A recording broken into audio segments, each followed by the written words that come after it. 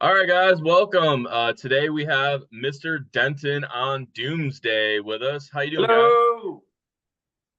Um, I guess I want to start out with the first question. I have a little insight into this, but where'd you guys get the name from? So the name comes from a Twilight Zone episode, and the episode is about redemption. It's about a down and out gunslinger. It's an alcoholic, and he gets one last chance at kind of turning his life around. And for us, and for me, I felt like this will be my last band, and yeah, the redemptive nature of music. So, and plus, it sounds cool. It looks good in the logo. It fits good for that picture, like Mr. Denton on Doomsday. It's a cool name. I guess it kind of screams like prog rock, I feel like. Yeah, I can see that. The other issue we have is people say the name's too long, and he's like, yeah, a 4-word band name will never work. Rage Against the Machine, System of a Down, Red Hot Chili Peppers. It's like, you can't remember. Just remember the word Denton. That's fine. Yeah, I think it's fine. If you want to get all you guys in here, can we scoot it? Yeah, we're camera? trying. Get Why sighted. don't we sit on this side of the table, guys? We, You gotta move that. I'm Let like, me just grab the other I chair. can't actually move. I'm trapped. there's a cooler between us. Betwixt us, there is a cooler. How about you move that way? All right. I scooted over a little bit. Cheers. And really, you're getting the main event here. That's the key. Cheers. Yeah, he'll talk the most. This is basically gonna be the whole interview, is us just shuffling around in chairs. Sounds good. Yeah. For a while. We've got our chairs. Yeah. Gucci boys. Yeah. All right. Well, so that's You 3. still Then a looking? drummer. Is that gonna? What do you got there? You got a head of a drummer? You just tilted slightly. go. Yeah, I think All I the think heads are in the All Yeah. right. they were good. Boom.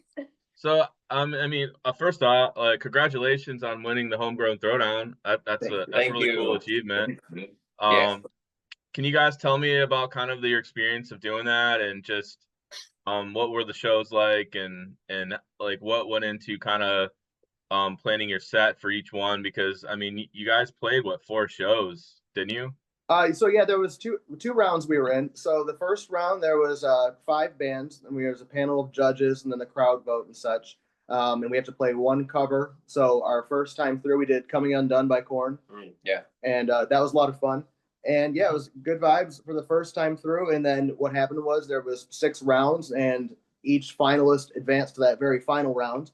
That was packed at Graywall. And then yeah, we had to hustle and get all of our fans out there and make sure they're voting.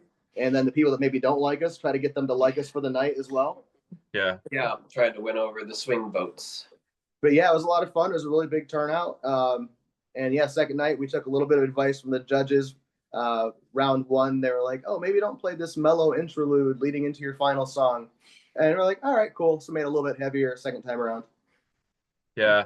And I guess what's your guys like major influences? Like what bands are you guys individually? I guess go around and just kind of say who you guys were influenced by. So many. Yeah, Ben, why don't you lace some? It's a loaded question, I know, but It is loaded. It's a loaded baked potato you're putting on us, Paul. Maybe come back to that one. Oh, come back to you on that? All right, I'll start talking. Geez. All right, King Crimson, 100%. Love the King Crimson. People are going to hear System of a Down, and that's accurate. Love System of a A Down. whole lot of Black Sabbath, obviously. Black Sabbath for sure. But wide variety all over the place. Cake, Fiona Apple, anything that's going to appeal to our ear for sure. I'm going to let our bass player talk some. You're going to talk about something you like. What's an influence? Oh man, I guess Thin Lizzy's a really big one for me. Gojira's a good one. What else do I like? Really like a lot of electronic music, and I don't get much of that in there, but I really like the dancey kind of stuff, so that helps. Indeed. Josie. A little bit of everything. Oh my God, so much of it. That was great. I don't know. Dredge and In this moment. in this moment. yeah, yeah, in this moment for sure. Okay. Uh, So they give you time, Ben? I like a whole lot of math metal and like spastic, wild, crazy metal drumming. Like Dillinger Escape Plan obviously comes to mind for me. And then I just listen to a lot of hip hop as well. So I like to model my beats after kind of a hip hop style, and then the breakdowns are more metal. Like, I'm surprised not one of you guys said like Dream Theater or somebody like well, there's a lot of stuff super like that. super I love Dream Theater.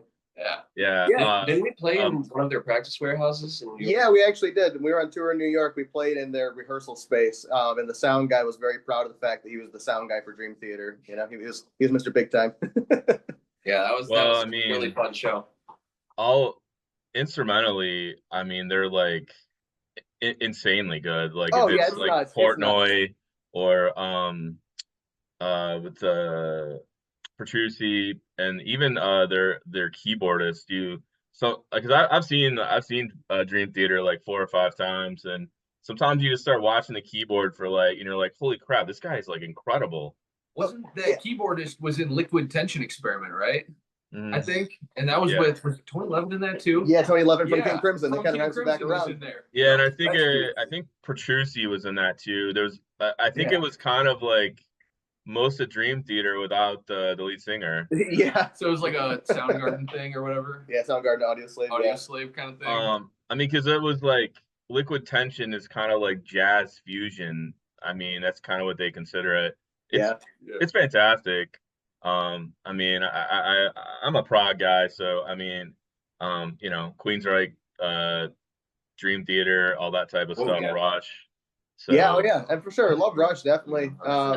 Tool was a big band that I like too. Yeah, Tool's another one. Yeah, For sure. Porcupine Tree. yeah, the I definitely get because I was listening to you guys stuff on Spotify today. I was definitely getting System of a Down, but I also feel like there's like this obscure band from the late '90s, Guano Apes. I feel like We've heard that before. I need to check that out. That just brought up a deep memory. I forget who told us that. Anytime someone says a band like that, we go listen to them. You know, we did hear about Mr. Bungle a lot, and it was like I actually never listened to them prior, but because it came up enough, like I guess we should check it out. We get that a lot. Yeah, I haven't really listened to Mr. Bungle. I just because I was in high school in the late '90s, so the Guano Apes album like Prod Like a God came out, and it has. I think it's like a song like Lord of the Board, and the whole album is just great. But they're like a German band, and it's pretty obscure reference, I would probably say. I'll check it out. I was also in high school in the late '90s to early 2000s. I'm also old. I'm gonna look them up right now. I think their biggest song is called "Open Your Eyes." Okay. So like they came out like roughly the same time that like Drain STH came out. I remember seeing them on Ozfest, yeah. Yeah, but I don't even think they're a band anymore. I haven't seen anything from them in years. But yeah, it's cool. I think you guys do. I feel like some interesting time signatures and tempo. Tempo changes quite rapidly. I really dig what you guys are doing, and it's just really cool. It's just something different. Sometimes we have to write an equation on the whiteboard in the practice room. Yeah, Ben came to us with a mathematical equation. I was like, I don't know what we're gonna do with this. And we worked it out. We worked out, most of it. And then the rest of it that we couldn't quite get, I was like, it doesn't sound that good anymore. But we're really glad you like it. It would suck if you were like, yeah, you're playing it. I'm not feeling it at all, but I guess I'll see you guys at 1 for a little while. Yeah, no, I mean, like not every band I book, it's not always like my jam of stuff, but that's the thing is that, you can still, even though it's not your music, you can still be like, okay, these guys have something.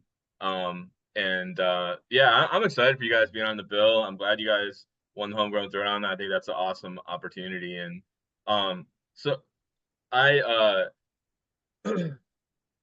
what is one song you guys usually like open up the set with?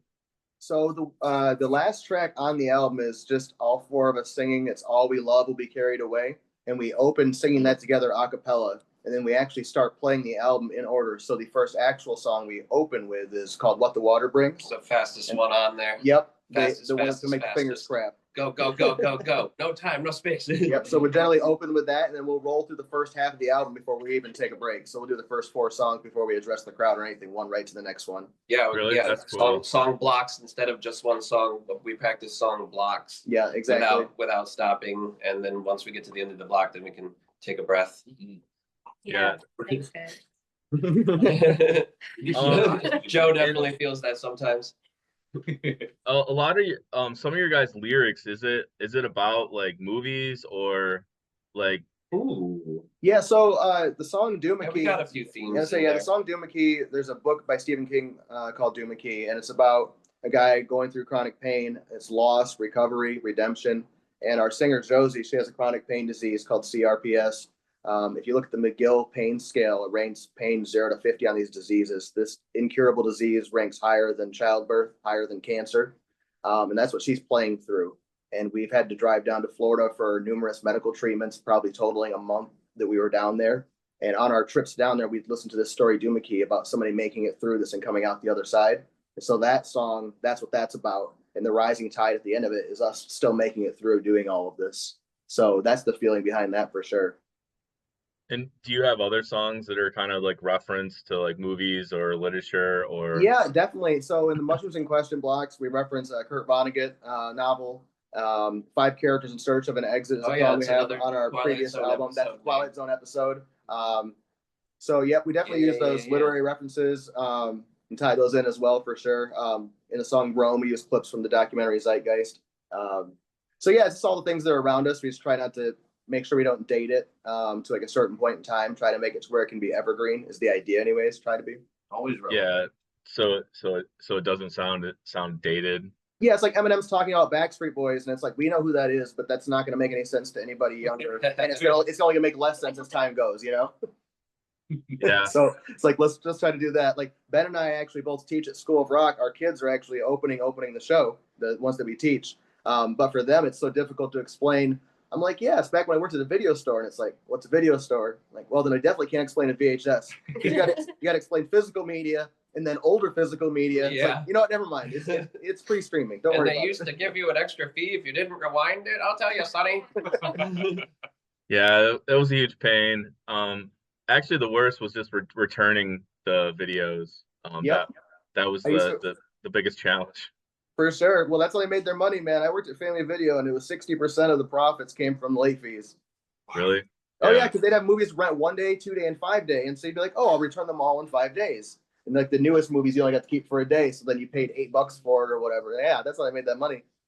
Yeah, it's unfortunate because I have kids now too, and I thought the whole like video store experience and like walking around, like looking at stuff, I kind of feel like in a way kids today are a little bit shortchanged because definitely. I mean it is cool to be like I go on Netflix and I can find anything I want and for the most part, but there is a whole experience of going in a video store and picking out a video and that the newer generation record store going and getting your music. Yeah, we're missing the record store, we're missing the arcade, and yes, for sure the video store. It's like yes, we have access to everything, but it's not curated. So we just saw a stat that was in the past month on Spotify there was more music released than all of the year 1989. So just in the past month, there's been more songs than an entire year. And it's like to wade through that, how do you get people to even hear that and listen? Yes, we have access to everything. But yeah, there's no curation there. Going to a record store, someone might turn you on to a band. Going to a video store. I loved it. Yeah. I had a video recommendation wall. I'm like, pick these movies. Yeah. It is kind of cool. There are some in the Lansing area, there are a couple good record stores. For sure. Flat Black and Circular carries our album. They're really cool. Black and Circular. Yeah. Definitely. The one in Reotown, that one's good too. Yeah. But yeah, I mean, I collect a little vinyl here and there, and it's nice to, I don't know, it's just like touching and feeling like the album, the artwork. Like I always like that aspect, and you know, it's kind of went to the wayside. Yeah, I think it's coming back though. It's that tactile experience. We're actually using some of the winnings from the show that at Great Wall to get vinyl. It'll be our first vinyl. Nice. Yeah, we're really excited about it. So that's something we're going to be, getting that. How far before you guys will have that? Well, like a few months. Yeah, we're probably looking at 8 to 10 weeks basically from this point, because it's like we have the artwork. You have to get resized for that because we have it for our CD, and then the production aspect is 6 to 8 weeks. So the hope would be 10 weeks. Yes, and that would be great. Are you guys like working on new material now, or? We're always kind of writing. I mean, this album came out in November. So we just finished recording that just a few months ago. But it's only been a few months. But we are going to be touring on this one, and then we're always kind of writing along the way, and we have more ideas. Like if we went in the studio tomorrow, we could definitely put out another album. We have a We have couple. such We have a a couple of backlog. prog rock type songs on the back burner right now. The timing kerfuffle we call one of them. Yeah. And another Sea shanty. Yeah, we got a sea shanty and stuff. Like just a whole lot of B-sides. But if we tune them up a bit, they might be able to hit the actual stage. The A-sides. So, what shows kind of leading up to Rock Lansing? What shows do you guys have going on? Yeah, so here Bunch of shows. tonight, Lansing. tomorrow, we're in Osco. This is Rock Lansing, yeah. April 5th, we're going to be in Morenci at a cool 100-year-old former movie theater called the Rex Theater. The 19th of April, we'll be at Rubbles in Mount Pleasant. And then we're heading down to Louisville, Indianapolis, and Columbus for 3 days at the end of April. Melody Inn is a great spot to us, and Indianapolis will be hitting up. So we have all of those dates. We'll be at the Blind Pig May 8th. Okay. And then, yeah, Rock Lansing May 10th. They offered us, Yeah. we got offered a gig May 9th too. We're kind of like, we're playing at 1 p.m., 3 days in a row. Don't want to wreck the voice. It's like the heart says yes. What the spirit is willing, but the flesh. spirit flesh is willing, is but tender the and bruised. flesh is spongy and bruised. So, I guess kind of go around, like, what other bands on Rock Lansing are you guys kind of interested to check out that you might haven't seen before? These two are excited about Bad Flower, right? Yeah, but no, it's changed now. It's Saliva now. Yeah. Oh. So we played with Saliva before. That'll definitely be Oh, exciting. yeah. Um, That was a Ritual while ago. Sons are great guys. We Yeah. played with them So at the Homegrown, and we were talking Yeah, they got about a real funky vibe. yeah, and they were saying, you Oh, know, those they guys. have trouble finding bands to book with or to work together, and it's like, well, let's work together. And we really dig what you guys are doing, so Oh, we're yeah. excited to hear them for sure. They're assume- students. Yep, Your students our, are Yeah. our playing up students, of there. course. Yeah. Assume Nothing. The guys are really cool, really nice guys, and they're doing Yeah. sound at Great Wall for us, you know. So like that's really cool. We know most of these bands. It's an exciting lineup you've got put together here. And Aaron Jones has some cool songs on the radio too. I don't know all the stuff, but what I've heard. Yeah, he's incredible. Yeah, I saw him very at talented. I saw him at Upheaval last year, and Okay. it's a high energy show. His band's all over the stage, and Nice.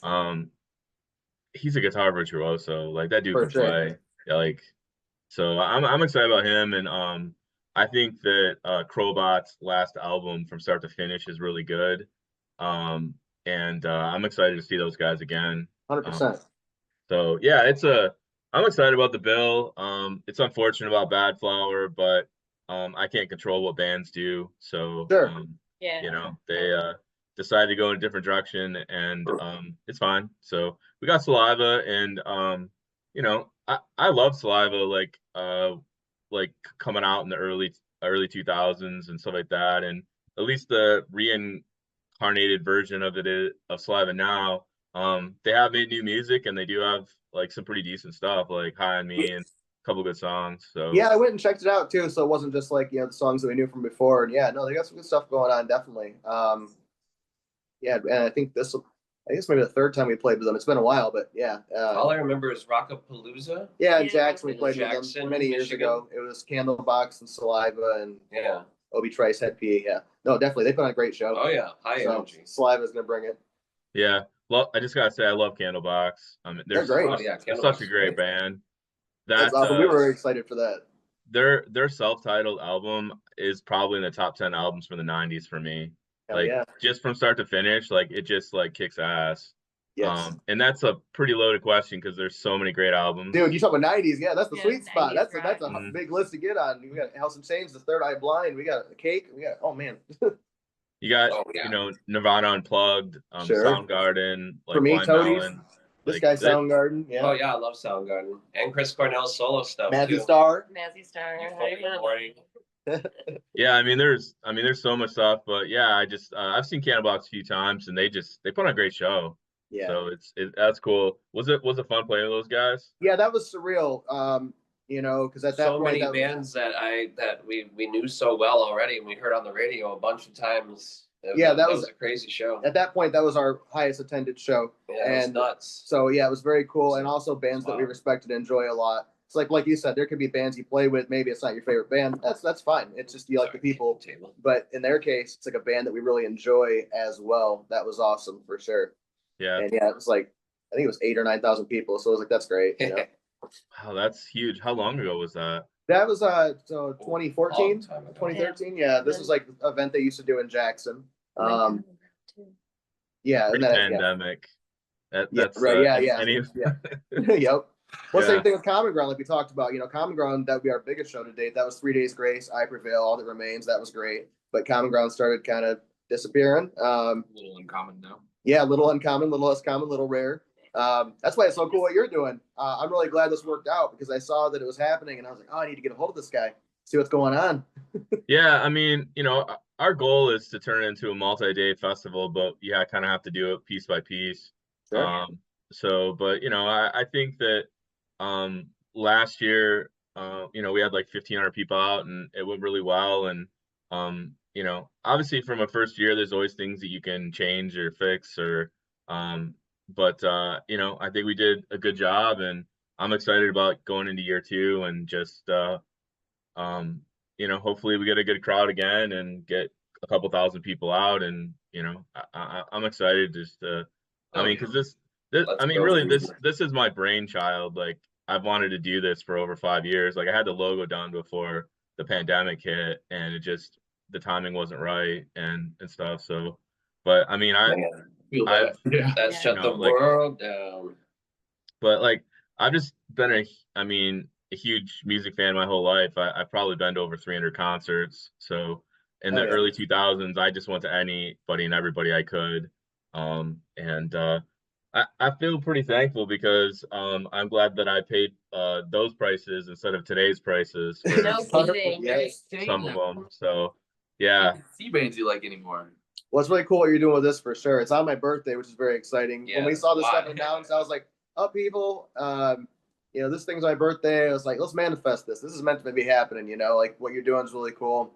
And it's very exciting to have it, and Lansing needs it. So it takes a lot of hard work for sure. It's just like being in a band. People see the fun part of it. Promoting the show, they see the fun part of it, not all the work and the nonsense, but we appreciate it. Oh, yeah. It's it's probably like I started in July, like booking bands and like it's a whole process. So yeah, people only see like the fun stuff, but it's a lot of work. But I mean, I love doing it. For me, it's like it's fun to see people having a good time. And last year when there'd be like a father and son out and like having a good time, I was like, that's just really cool. So you created a memory. You did that. Yeah. So it's I mean, I have fond memories of going to Common Ground over the years. I mean, I probably went to 20 or 30 shows easily over that time. And there was just so many great acts over 16, 18 years that came through. So, but yeah, near the end, they kind of weren't getting acts that I wanted to see anymore. They quit bringing out rock even. It was more like indie and folk only. I remember when someone made a joke, it was like, hold your applause. It's like, no, really, hold your applause. You can only snap for these bands. Probably one of the best shows that was a little bit later was the Slash and Miles Kennedy. That show was incredible. I didn't see that one, but I like their music. Yeah, I saw Slash before with like Guns N' Roses, and I've seen Velvet Revolver before. But Miles Kennedy, man, that dude can just play guitar, and he has just a great voice. And of course Slash is Slash. So it was a killer show. Miles Kennedy, that Year of the Tiger album was really good. Also, his solo album, that was excellent. Yeah, I've always liked Alter Bridge more than Creed. Yep. I mean, Watch Your Words is the banger, man. Remember that one? Miles has an awesome voice. Yeah. But I mean, we're just trying to do something cool, and hopefully people support it and come out and have a good time. And I mean, the thing is, it's like for a general admission ticket, it's like $45 for 11 hours of music. So yeah, I don't know where you can get it any cheaper. Nowhere. Some really quality bands coming out, so it's exciting. We're got about 2 months, a little less than 2 months away, so it's going to be pretty fast and furious run up to it. But yes, I'm excited. Yeah, definitely. We've got people asking about it already, so we're gonna be doing our part too because we want to be a part of it from here on out, man. It's great. Like we're gonna get people are excited about it. Cool. Well, that's it for me today. I want to thank you guys for coming on, and I appreciate the time. Of course. Yeah, thank you. Thank you.